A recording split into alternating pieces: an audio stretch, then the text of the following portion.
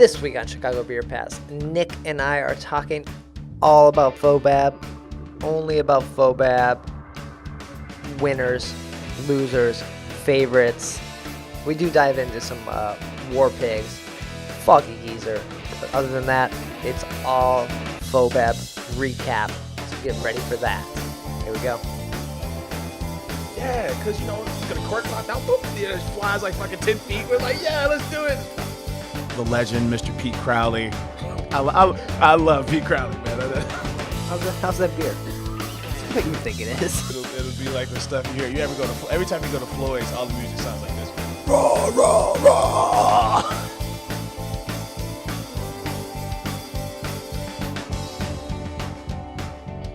Hey, and welcome to Chicago Beer Pass. I'm Brad Chmielewski. Brad, what's up, man? I'm Nick White. And we are finally drinking. Finally, again. man. We're like 3-4 days off. Yeah. Off pace here. So this episode's coming out a little late if everyone's used to getting them on Wednesday. Yeah, we're gonna get this Friday or early Saturday. Depends on how quickly I get this posted tonight. But we wanted to get an episode because FoBAB was this last week. So we had a lot to talk about and a lot to say. I feel like FoBAB deserves its own episode. Yeah. And then we'll go into next week, and we don't want to really combine it with a bunch of other stuff. Right, so. exactly. Yeah. But to kick things off here, we're drinking a little bit of WarPigs. Once again, this is a different one. This is their hazy IPA. It's about that haze, bro. So we haven't had this one before. We've had one before. Yeah, we had a different one. Okay. But they all look the same, so it's very confusing. Yeah. Like they're just different names. This is the Foggy Geezer. Right. Hazy IPA. And, you know, I noticed, because, you know, some people complain like, oh, well, it's not that haze. It's not hazy enough. Yeah. But I noticed even with the Run the Jewels Interborough Pipeworks one, like they call that a hazy one. The big boys, they're not really making the murky kind of, you know, wheat ale looking haze. Yeah, the juicy. They're not dealing with that. You can almost kind of see through this beer if you're watching the video or have your own can. And I want to say we've had something from Half Acre that was on the hazy, juicy side. Yeah. But it wasn't particularly cloudy. I think the bigger breweries are kind of like, look, we'll give you flavor, but fuck. We don't need to make it cloudy. Yeah. Exactly. Yeah. But I'm digging this beer. I don't know the percentage on it, but it doesn't feel like a punch in the face. And it drinks really nice. Yeah. Like it drinks like that pale ale IPA kind of in between style a little bit. Yeah. They do a good job of getting a lot of alcohol in these beers without the accompanying alcohol bitterness, harshness. Yeah. Right. So if you haven't heard of WarPigs, once again, they are Three Floyds and McKellar teamed up. And these are usually canned in at Great Nation, and they're also canned somewhere in Wisconsin. Verona. Yeah, Verona. Somewhere across the cheddar curtain. Even though the cans usually say Wisconsin, they're sometimes brewed here in Illinois, in Chicago at Great Nation. So Grand Central. Yes. So not Great Nation. Yeah, Grand Central. I'm like, what's he talking about? Grand Central, yeah. So yeah.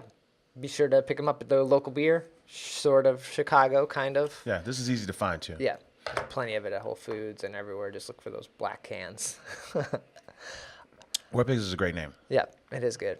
I feel like Black Sabbath. I think they had on their first album, they had a song called WarPigs. I think that's right. Yeah. Yeah, makes sense. All right, so this past week was FoBAB, the 15th annual FoBAB. Yes. We got our FoBAB book here. It depresses me sometimes to look through this book and see all the stuff we passed up on. Right. Yeah. So before this thing, I was looking back. I put an article up about like my past 10 years at FoBABs. I like that. I like that article. Looking back through pictures that I had, this is now a book. It used to be a 2-page pamphlet. Okay. That was it. There was 35 beers at FoBAB. Yeah. Back even 6 years ago. You could drink them all. You didn't want to, but you could. Now what? There's 500 beers? We're looking at 65 pages in this book of beers. Yeah, and they're filling up an entire stadium. Well, stadium's a strong word. Yeah. UIC Forum is not a stadium. UIC Pavilion, maybe. Yeah. So now it is this giant booklet that it's overwhelming. You need You need to hand these out. You need to mail them out to all the ticket goers ahead of time so they can like make a game plan. Because you wonder- show up and it's overwhelming. Yeah, I mean, I do like the fact that, there are still pockets, even though it's kind of busy, at every station is super busy, especially on Saturday. And there's still pockets, though, that you can find where you can just kind of enjoy your beer. Yeah. But that pocket is not where the beers are being poured. You have to get your beer and go off to the side Yeah, to sure. enjoy your beer. So what'd you think of this year? After you've gone to multiple years, too. Yeah, maybe like 5 or 6 of them I've been to FoBAB. Yeah. I mean, I feel like FoBAB always delivers. I thought the first year there was kind of weird. I think they were trying to figure it out. I thought the rows were too close together. And then they had the really big bright lighting that made it feel all sterile and kind of weird. Yeah. I didn't like either of those. This year, I thought they found their rhythm this year. And it's a lot of the stuff that we saw this year was there last year. But the lighting, you forget how important it is. Yeah, it's dim. They dimmed it over the years, and the first year they also had the rows much tighter together. There was an extra row in that whole room. Yeah. And now I think they moved that cider stuff to the other room, and they got rid of that weird food thing that used to be there. I don't even think there was an option. I think if you went near Coat Check. Oh, that's where the food was. I think there was food out there. Okay. But yeah, I like that you take advantage of the space, like you said. Cider's broken off, and everything else is in the main hall. I think. Right. Yeah. Yeah. FoBAB's a good party. I always have a game plan, but then I see people, I find out what they're drinking, and then my game plan's out the window, like every time. So you go into FoBAB knowing some of the beers you want to try. Yeah, I think this year we listened to what people were drinking on Friday night session, and kind of made it a point to try those out. Stuff that people were excited about, like Cable Car from Lost Abbey was the first beer I had. Okay. Because I saw it on Friday. And that's in bottles, right? Easy to get to. So, and it's gonna go faster. Dude, people like lining up for shit. I think I was there.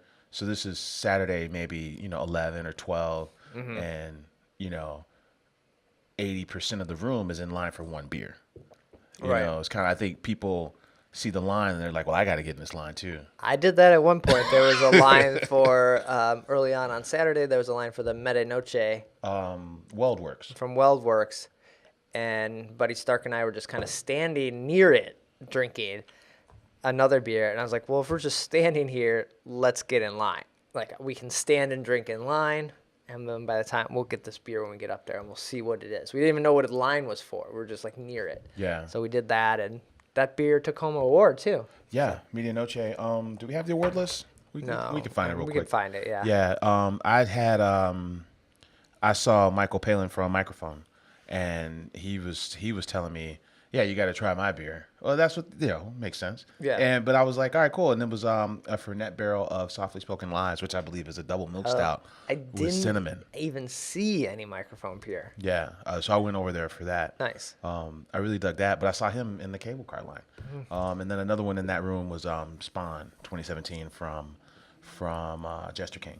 Oh, yeah. Those are the beers that people were like really excited about. Yeah, the Jester King one went very quickly. Dude, I feel like we should talk a little bit about Ryan Burke from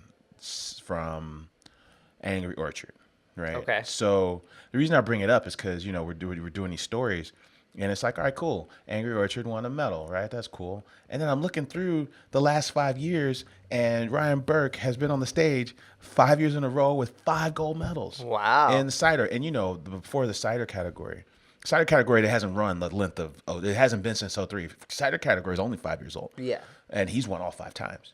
So 3 of those are with Virtue. He started at Virtue. Okay. And then the last 2 were with Angry Orchard. Oh, wow, that's crazy. Okay, So I was like, realize dude, that. this dude is like, he comes in town every year, gives you a handshake, hug, picks up a gold medal. Yeah. I'm like, it's impressive, because like, and I don't know, I think he was saying like, because we ran into him after his medal, and he's like, yeah, all the categories, there's 11 categories, and the gold in each category it goes to the round for best in show, right? And I don't know if the ciders are allowed to do that. And he's like, you got to change that, Yeah, that's kind of weird, yeah. You got to change that, yeah.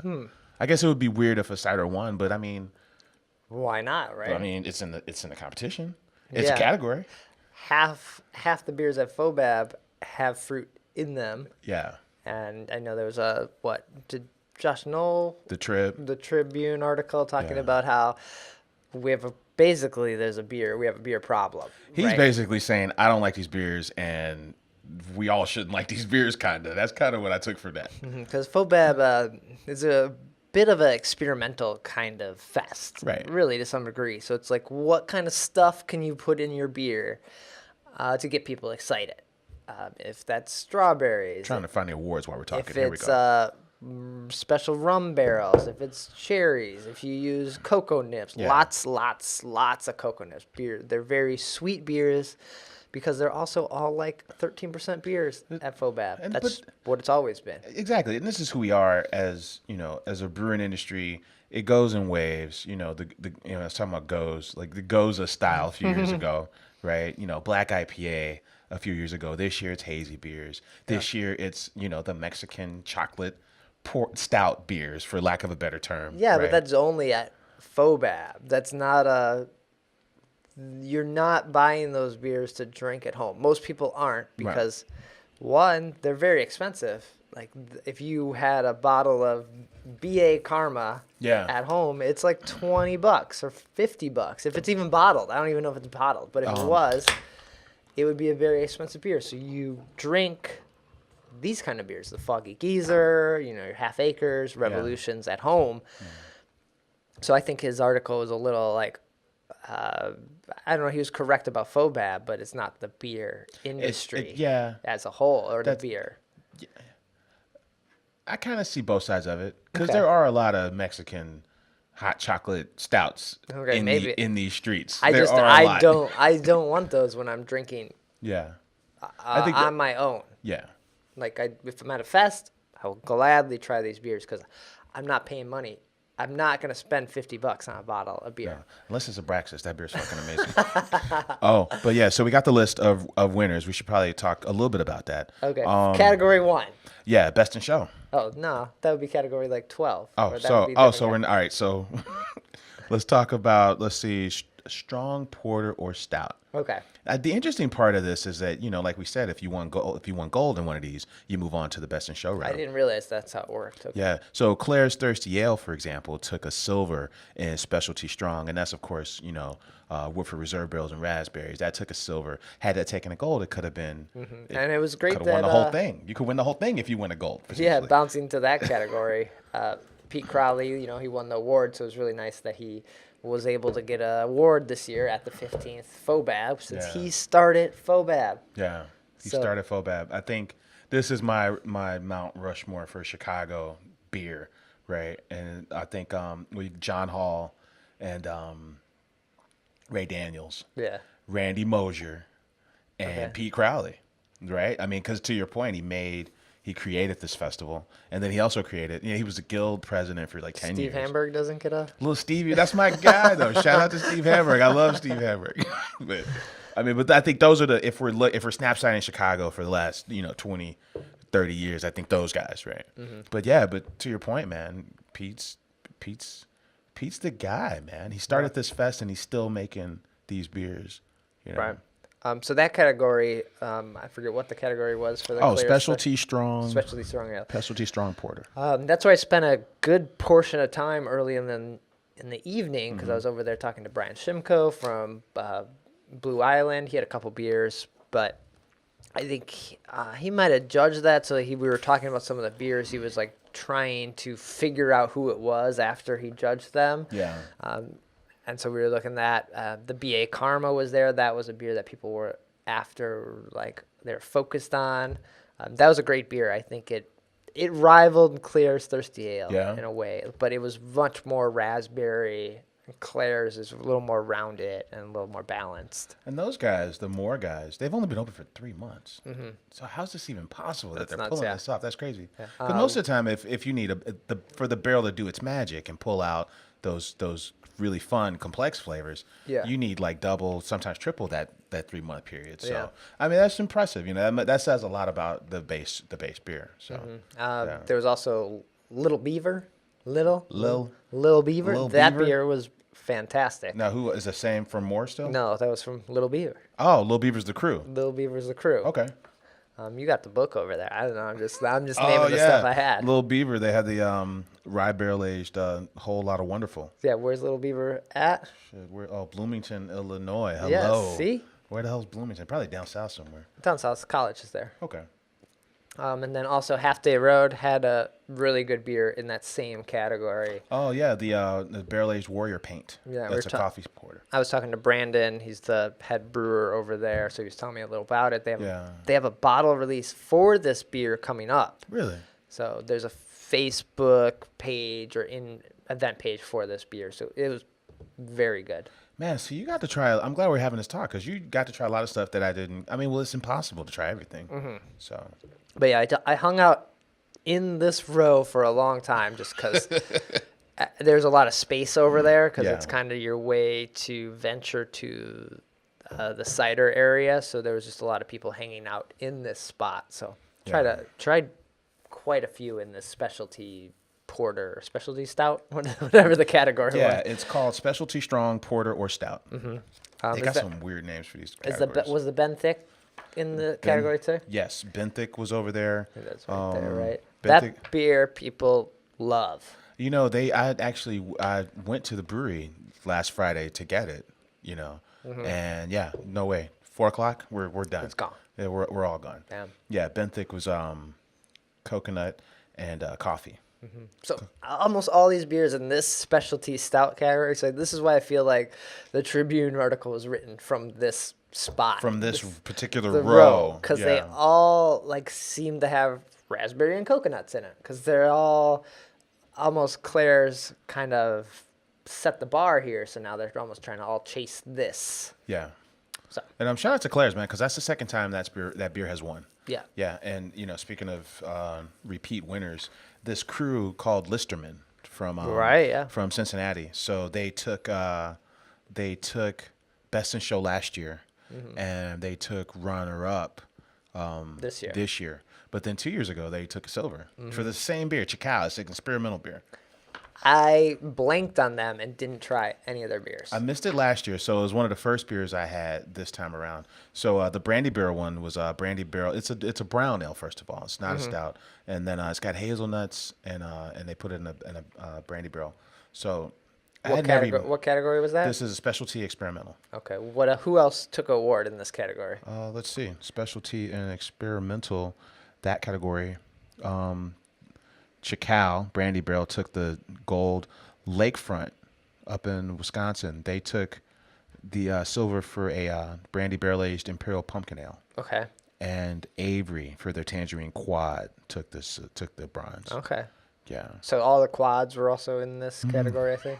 Yeah. Okay. This wasn't a category I think I spent much time in there. I had Blue Islands Quad, very good. But I didn't drink a lot. Quads and triples. So Sun King had a rum barrel called Caramel Apple Triple. That was in there. What else? Anything else pop out here? What was Blue Islands? In the experimental? I think so. Okay. It was a quad. No? Is it a different category? Might have been a different category. Oh, but this is where you found both off-color beers in the experimental. Did not have those. Yeah. The one was fun. The one with the... There was Lafler Hastings beer. That was more of the that's the Vienna lager with smoked black peppercorns and peppers. It was pretty smoked forward.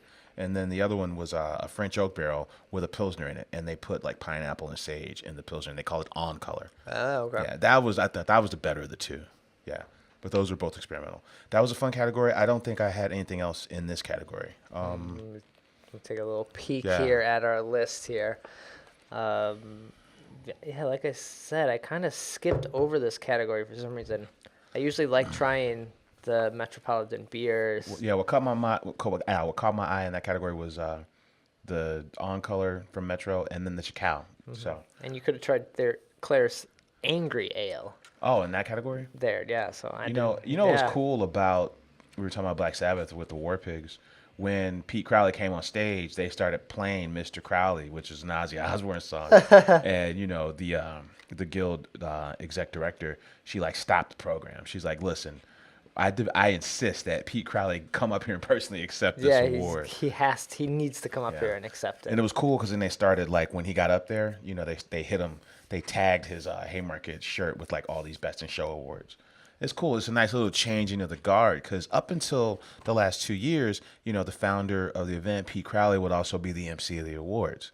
And all that's changed now. So this year they had there was like the director of tourism from Illinois. He presented the awards. Right. He moved a little fast for the. It was over Yeah, before it started. fast. Yeah. So Best in Show was more brewing.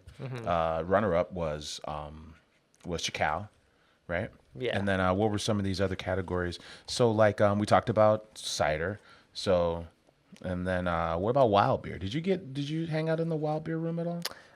Not too much, just briefly. I don't really like that room. It's just like I don't know. It's like adjacent to the check-in booth. Yeah, I feel like I'm missing something, and I can't. Wild beer has three different metal categories: wild beer Brett, wild beer acidic sours, and then wild beer acidic sours with fruit. Oh, okay. Here's the Blue Island beer I was looking for in the other dark beers. So this category. Why do I love other dark beers? This category covers quite a lot. So this is the Quad Relic. So this was a great beer. There's a whole bunch of quads in this Doppelbox. It just kind of hit this category that. We should talk about how because I'm looking at other dark beers. The gold in that category went to Zafig Brewing with a Wee Heavy. They're from Columbus, Ohio. Rheingeist Brewing took the silver for Double Oaked Mastodon. They're from Cincinnati. And then shout out to Pollyanna. They took bronze for something called Orenda Volume 2, and they're in Lamont. Oh, but there were 12 Illinois brewers last year that won medals, and that count dropped to 4 this year. A lot of out-of-state breweries are winning medals at FoBAB. So we're gonna have to cut them out. What happened to this being in Chicago? It's not a Chicago event anymore. I tried all 3 of those beers that won in this category. Other dark beer? And the other dark beers, because this isn't a category people like flock to. Yeah. It's other beer. It's that other dark beer, So Brad. it's one of those you can go to after the awards are announced and still find these beers. So what's dark? This is other dark beer. Then what's dark beer? Like stout? Yeah. Gotta be, right? And so the beers that won, they were fine. They weren't like standouts. I would have to say I had that Bob Ross Did It from Noon Whistle and that Blue Island beer. Other dark beer? Yeah. I think those were better beers. But that's me after a few beers at FoBAB. Yeah. So I'm not the judge, but I had those beers from the winners. I didn't really love them. Speaking of experimental, man, did you get around to the Goose Island, the Scotch barrel-aged Bourbon County? No, I didn't try it. Well, maybe. No, I don't know. I think they said Ardbeg barrels. Man, it's like drinking a smoked meat product of some sort. I was like, this peat thing is intense, man, because peat. All right, so peat is what they're using to dry out malt. Think about this. They're drying out malt to make fucking scotch that sits in a barrel for anywhere from 15 to 20 years, okay? And then after 20 years, you take that barrel and then put Bourbon County in it for a year, and then still 22 years later. Still scotchy. Man, as fuck. I'm like, dude. When I had that beer, I was out. Yeah. I was like, this is too much. Yeah. I don't like scotch beers. Yeah, they're hit or miss. Like we've talked about Robert. We've made fun of Robert the Bruce for years. So, any other award winners that you ended up trying that you like loved or? Well, I ran to jogged to Surly Barrel Aged Darkness because we had it on the show last week. Oh, we had Darkness. And I thought it was a fine beer. It was solid. That took a bronze for strong porter or stout. The surprising part about this FoBAB winner list is that, a lot of these breweries, man, I don't even know. Mm-hmm. Like never, not like knowing a FoBAB since like never heard of, period. Right. So in strong porter or stout, Coppertail Brewing down in Tampa, Florida, for example, yeah. Or even, they got Fremont listed as Chicago. I think Fremont's in Seattle for barley wine category. Yeah. Did you get any of the barley wines? I had From Beguile, they had batch 5,000, 500. Probably 500. Probably 500. That was excellent. That was really good. I think they have a bottle release. Beguile is actually doing in barrel-aged flannel pajamas released tonight Right as on. we're recording this at their brewery. So, Yeah. but their batch 500 was really good. Yeah, other pale ale. The Warped Wing Brewing Company took gold there for Chardonnay Barn Gang. Never heard of them. And the silver was from Mother's Brewing. They're in Springfield, Missouri, for barrel-aged asceticism. They've won before Okay. because their logo is terrible. Really? It's really bad. What was the really bad beer we had? We were all up front. It was us and Porsche drinking, and we were saying, you got to try this beer because this beer sucks. You remember this? And it was supposed to be like a peanut butter beer, but it wasn't. It didn't taste like peanut butter at all. Oh, You yeah. remember I this? don't remember what that was. Yeah. Okay. All right. Oh, but, on another note, shout out to Workforce Brewing in Plainfield. Farmhouse Vultures is their fruit beer. It took a silver. They've been in a competition for 4 years only been around for 4 years. Yeah. This is their third medal. Wow. That's Yeah. crazy. So they're rolling, man. So I like to see, it's exciting to see those crews that come back Yeah. and just keep winning at this thing. So what was outside of the award winners, Yeah. did you have a favorite beer of the night? Like, was there one that you went back to a couple times, or you just like wanted to go back to? Like, There were some that I was surprised at how good they were. Like we were searching for, Claire Cerciel, but Stark was saying you should try the Vlad with raspberries. Yeah. And the Vlad with raspberries was really exciting. The bourbon barrel milkshake beer from Lake Effect, I really dug that beer. nice. Let's see, I didn't really like Spawn. Surprisingly, the Crooked Stave Blue Moon collaboration. Oh, okay, I heard good things about that. Clean, tart, refreshing, gets in, gets out, it's dry, doesn't leave any finish. I really dug that beer. What else? We're looking at this list. But yeah, of the award winners, I don't think I had a lot of these award winners. I know my favorite was, I mentioned this in the article, was the Blackberry Lemon Oarsman from Right on. Bell's. I always thought Oarsman was like a brown ale, but it doesn't sound like it is. It's more of like a sour You think this slash was like table beer kind of thing. You think this was a fruit beer? Yeah, it would be in the fruit beer because it was blackberry lemon. That beer was my favorite. I think I took you. I was like, you got to come have Try this the beer. Yeah, and you were right. I really dug it. So in the fruit beer category, it looks like Shoreline. When they've won before for that beer. Shoreline in Michigan City for Imperial Raspberry was the gold. We talked about Workforce for the silver, and then Alter Brewing out in Downers Grove won again for King's Blood. Right. But yeah, I don't know. Just so many beers to try. It's your judgment gets cloudy. Yeah. And your memory gets cloudy. Ain't that the truth?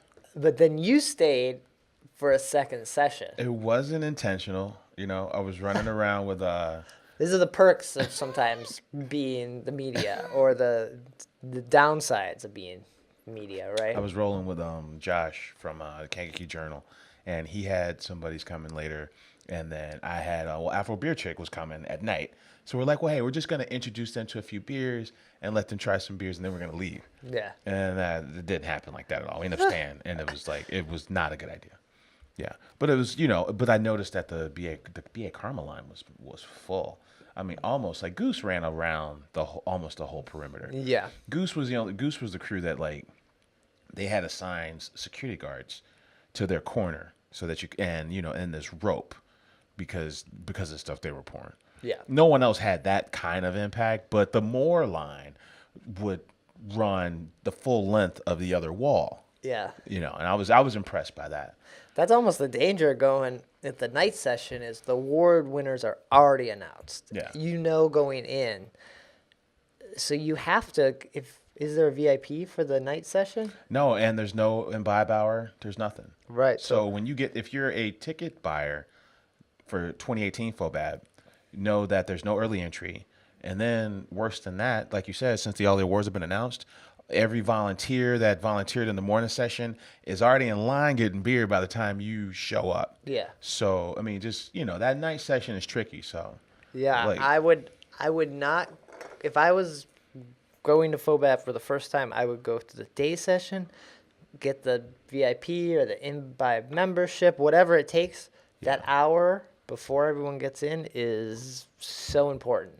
Dude, it's really the only, I'm not going to say the only way to try them, but yeah, it's worth it. Because there was an hour into the doors opening officially, people are still in line to get into the event, into FoBAB. Like you're still, like we were walking around and I think we were moving over to the sour beer or the cider area.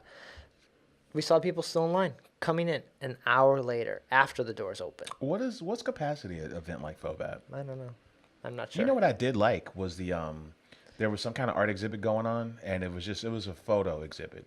So you go around even upstairs and downstairs, and there was all these like really cool photos of like that area from like maybe I didn't even notice. 40 years ago. Yeah, just like old people dancing. Like I remember like going to church with like my grandma, and I'm looking on the wall. I'm like, that lady right there looks like someone my grandma would have hung out with. Like super old school. We're talking like maybe 50s, 60s. You know, white rimmed glasses. You know, white gloves, just like super Sunday clean. You know, just it was fun. It was really cool to see. Same. Oh, let's run through these the wild beer.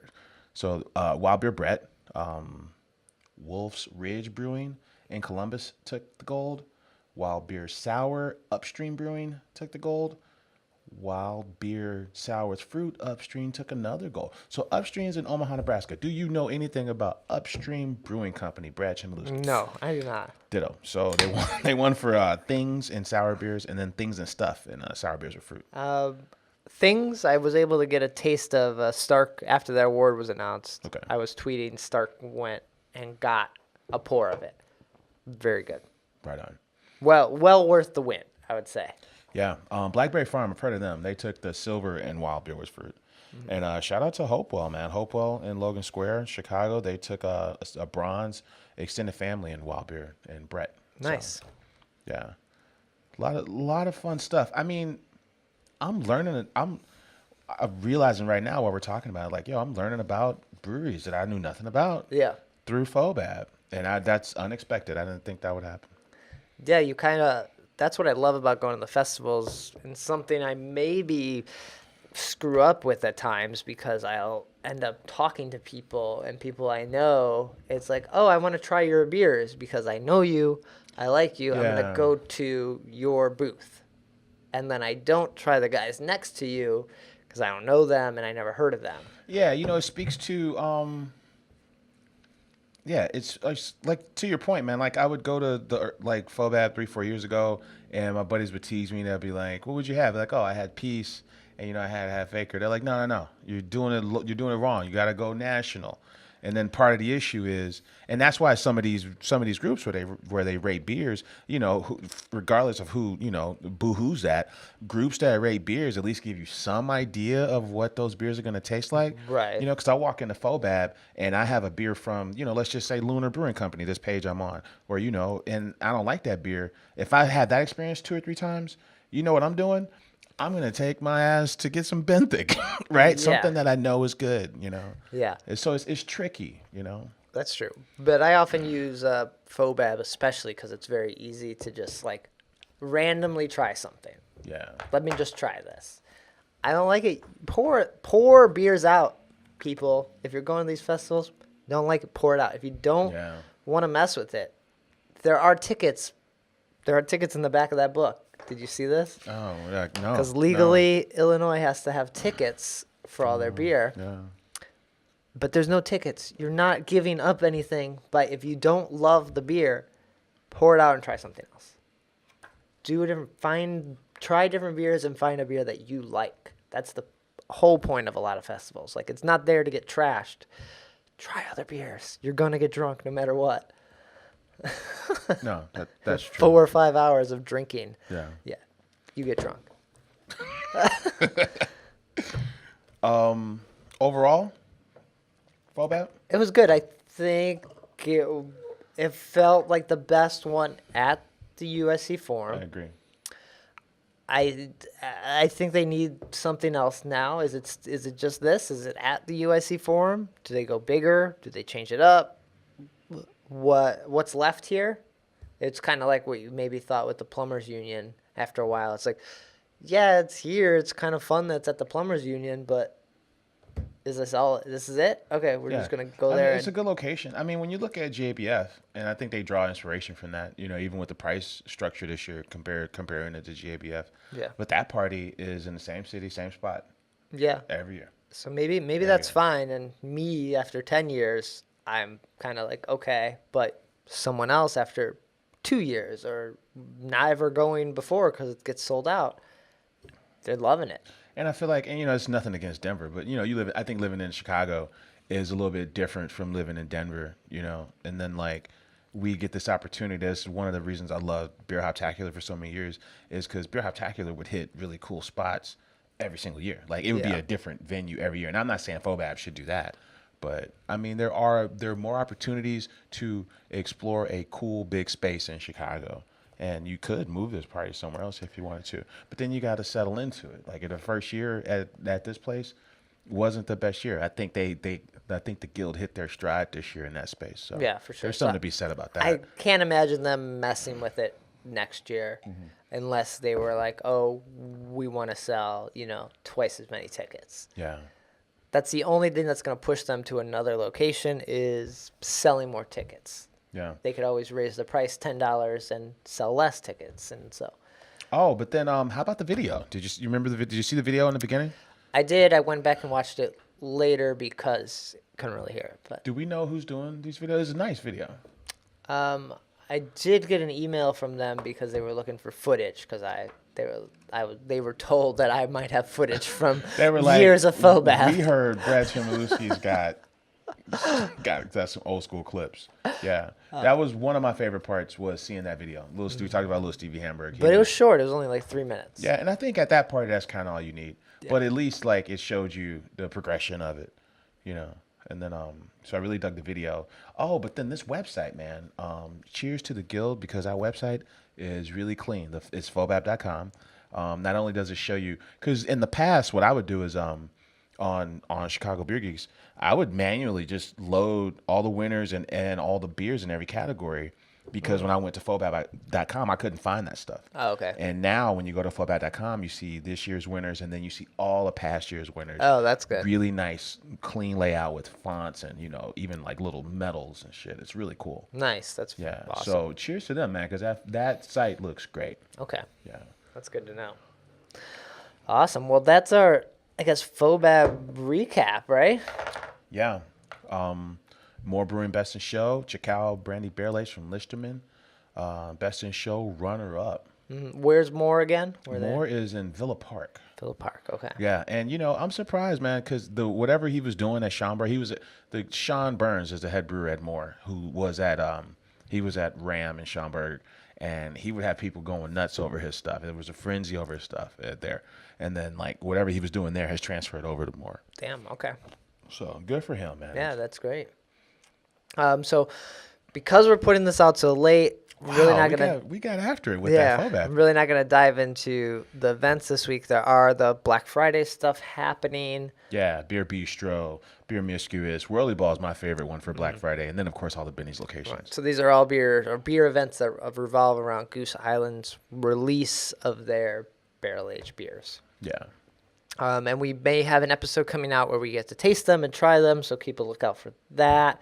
Otherwise, we will just, talk about those beers and trying them.